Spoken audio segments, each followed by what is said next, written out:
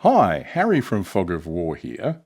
So it's time to look at one of the other starter boxes for War of Unification. So I've already looked at the US versus Germans.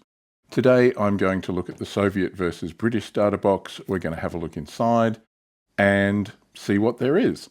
There's a lot of interesting stuff in here, lots of British stuff that I've been very interested in. So stick with me and we'll have a look.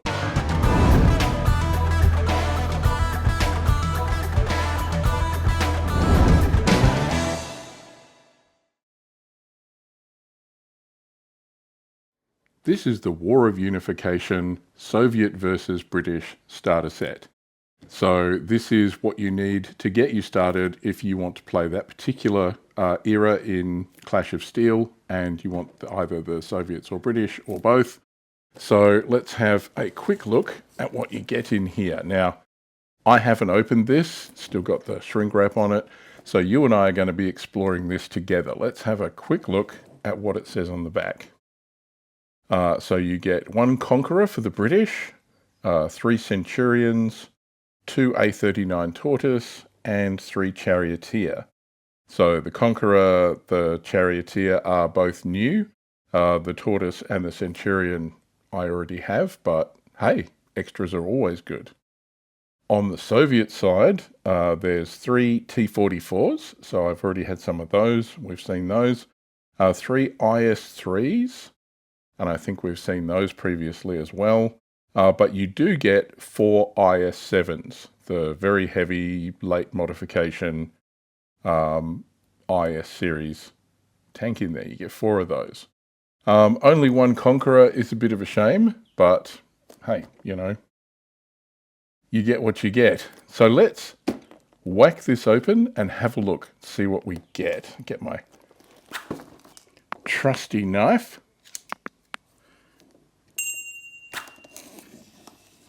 Cutting away from me because people keep complaining that I keep cutting towards myself and they're all worried I'm going to slice myself to death or something. So we'll try and avoid that.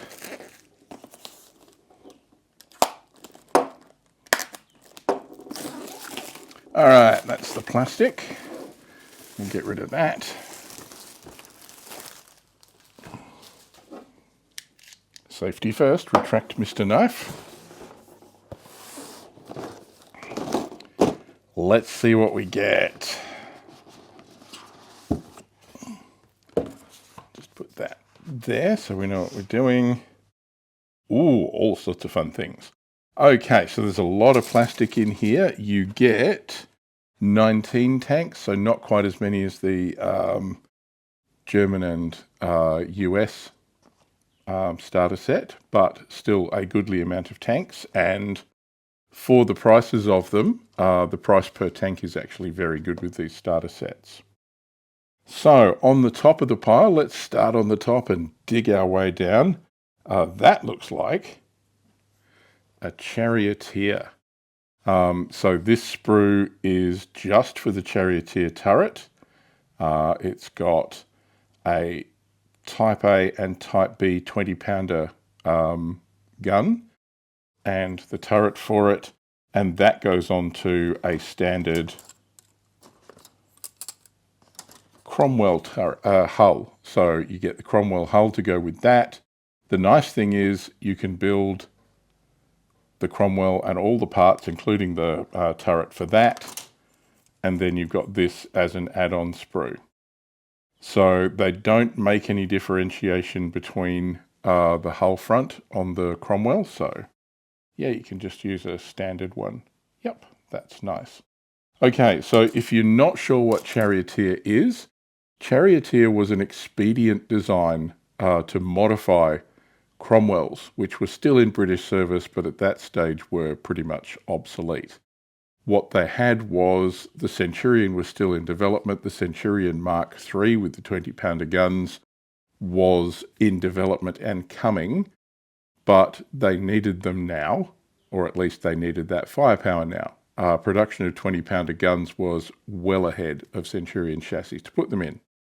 So somebody had the great idea that let's put a lightweight turret with a 20-pounder gun in it on top of the Cromwell chassis. So what you've got is a lightly armoured late war British cruiser tank that now has a very light turret on top and a massive great 20-pounder gun.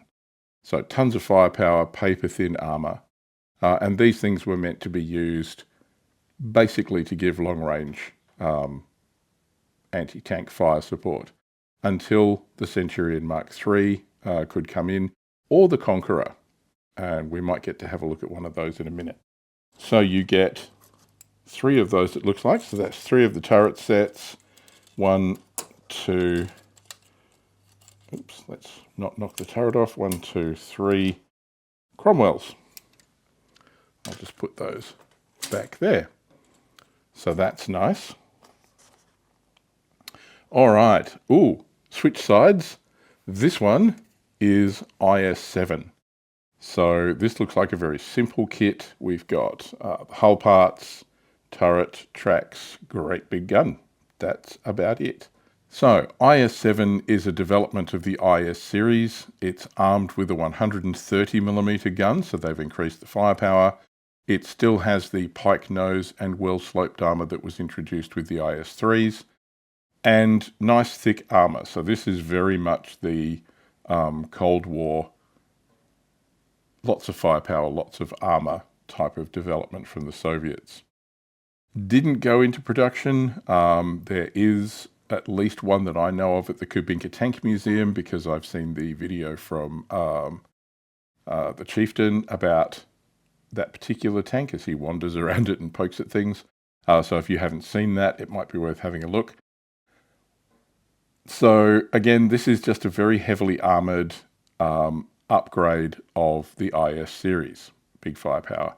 It does have some weird things. Apparently it's got tons of machine guns on it. So I think it's got 2 hull-mounted machine guns firing forward.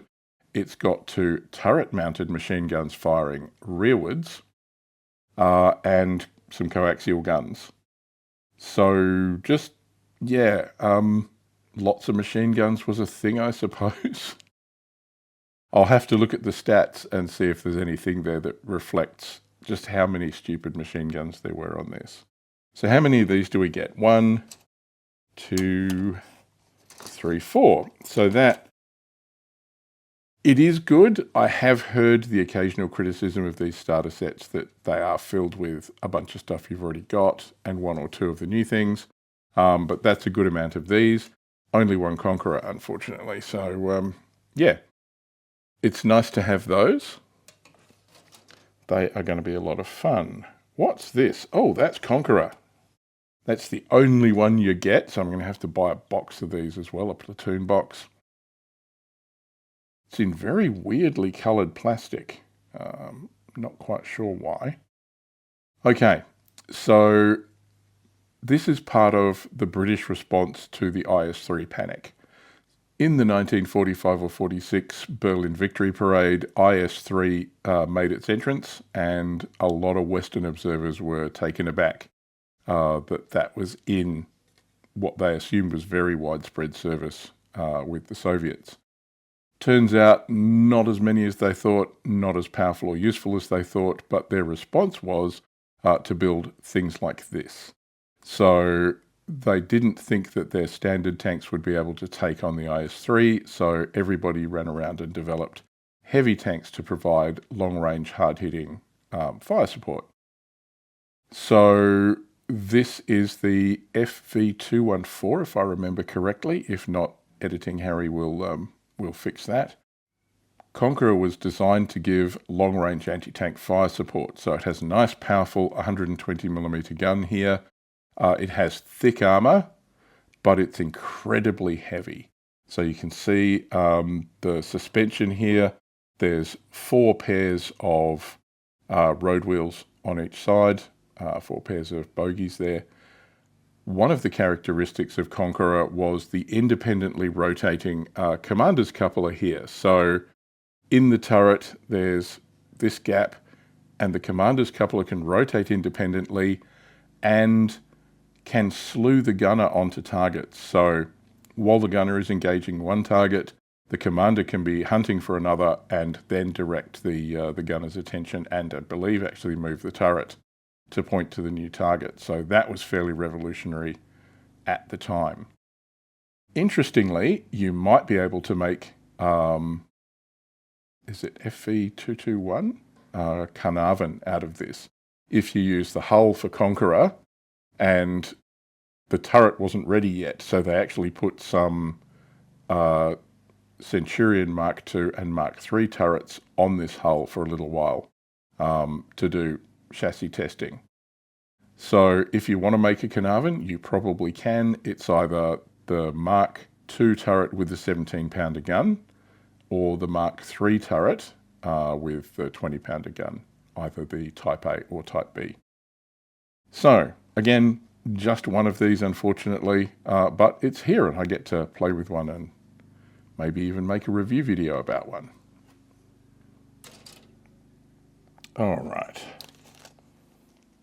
Oh, so these are the little pins for the dials and things in that you get for Clash of Steel. We've got the decal set, and I've looked at that before. This is the one decal set to rule them all that has the German, the Soviet, and the Allied decals in there. You get some red and green dice. I'm assuming red for the Soviets and green for the British, but hey, if you want to be a rebel, you do you. All right, what else have we got? 1, 2. So we've got 2 A39 Tortoise. Now I've done a full video review of this if you want to have a look. Very heavy British assault tank, basically. Takes a great big gun intended for use against fortifications. So trundles up, blows the heck out of things. Needs to be heavily armoured so that it can assault fortified positions. Doesn't need a turret and doesn't need to be fast. So thick armour, big gun, can't go anywhere much.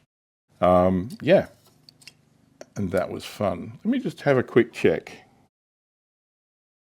Yeah, this one doesn't seem to have some of the flash that I had on my review example, so that might have just been a fluke.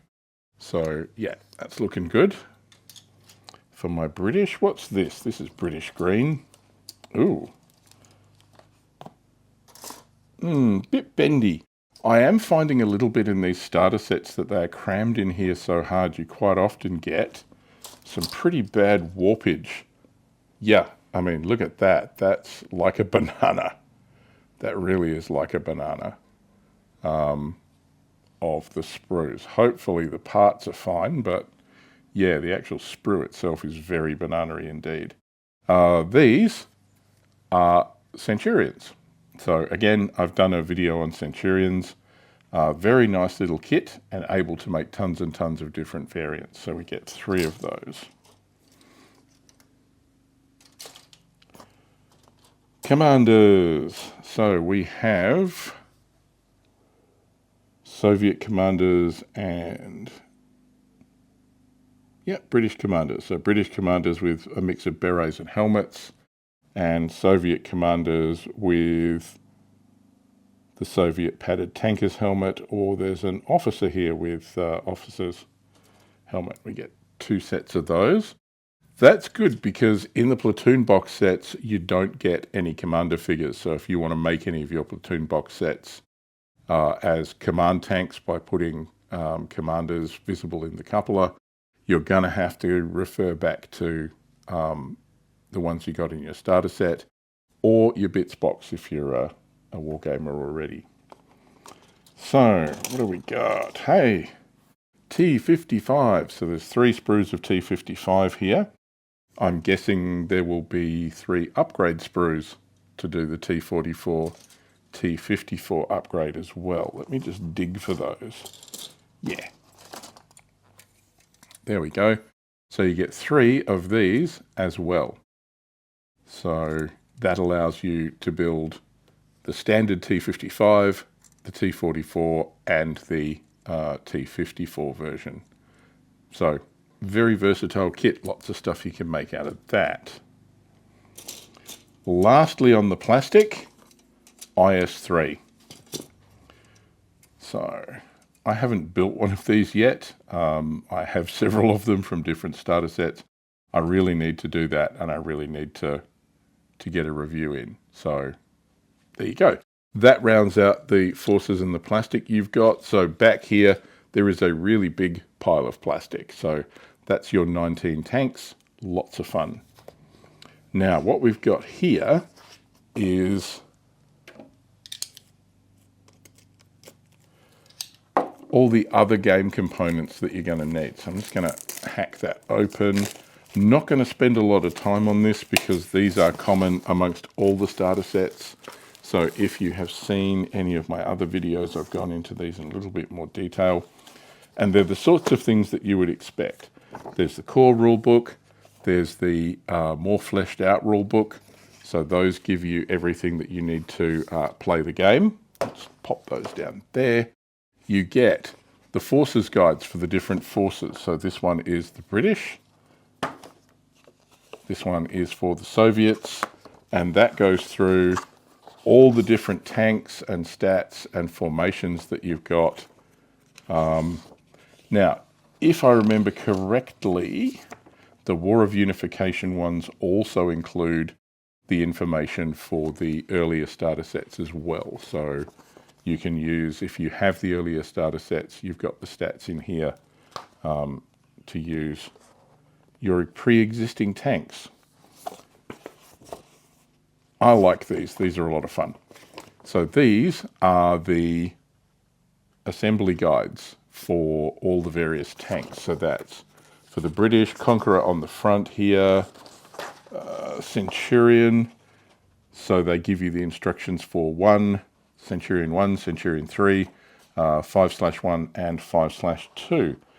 So they're all there that you can go and have a look at. There's the ones for Charioteer, Tortoise, and Cromwell. Great. So there's all of those on there. Same thing for the Soviets. So that's the IS-3, the T-44, T-54, T-54-3. So that gives you the different assembly guides for the different variants. IS-7, there we go, the T-44 turret, the T-54 turret.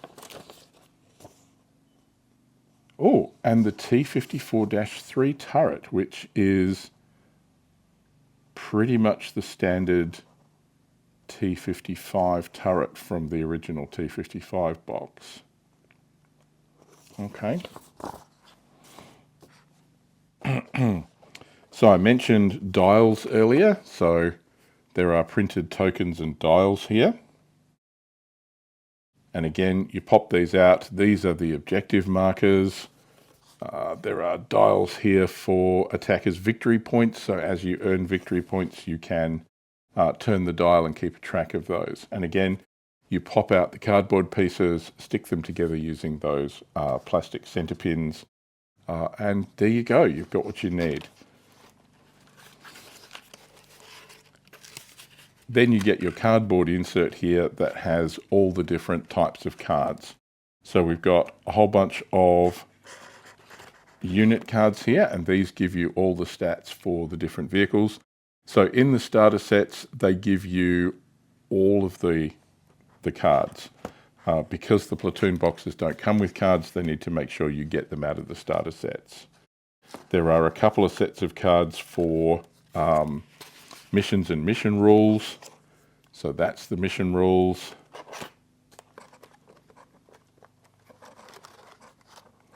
These are the mission setups. So they tell you where things go, where objective markers go, what the rules are for setting up and playing a particular mission. We have tactics cards. So again, these are special effects that you can play during play that give you some sort of advantage or disadvantage. And then we've got, lastly, then you've got these cards, which give you, let's have a quick look. All right, so they're different victory point cards, I think. So they, from the start of turn 6, both players can only score victory points from this objective.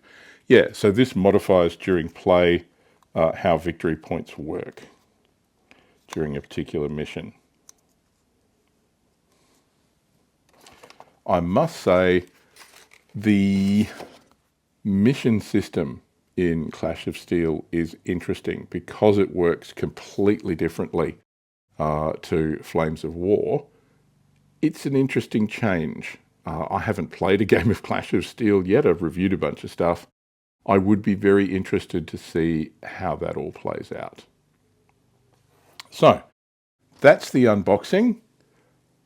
Again, there's a lot of good kits in here. The new ones are the IS-3, the Conqueror, and Charioteer, I believe.